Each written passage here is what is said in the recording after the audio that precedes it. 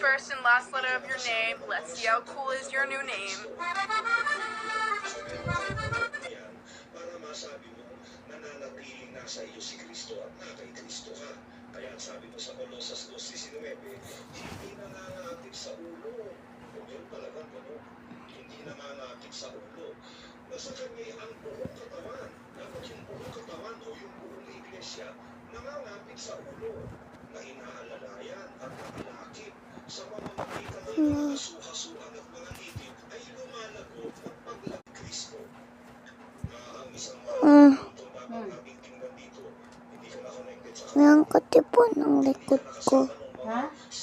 Tipon ng likod ko. Hindi tayo nakabili ng cetirizine. Ha? Wala tayo cetirizine. Hindi ako makabili.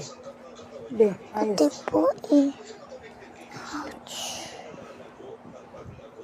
sa Diyos ang mangyayari niyan, bandang huli, mamamita sa katawan, wala na connection sa ulo, sa brain. Are you with me? Are you with me?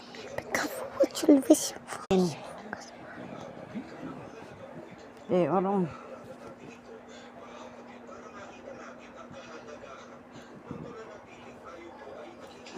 Your body is twisted and tangled in mine. Love so. Oh Huwag my mo God. kamutin nga. Pag inumpisahan mong kamutin. Nasa buhok din po. Kuto na yan sa buhok, hindi na yan pwedeng haplas. Opo sa buhok. Kuto na yan sa ulo, hindi na yan pwedeng haplasan. Tama na.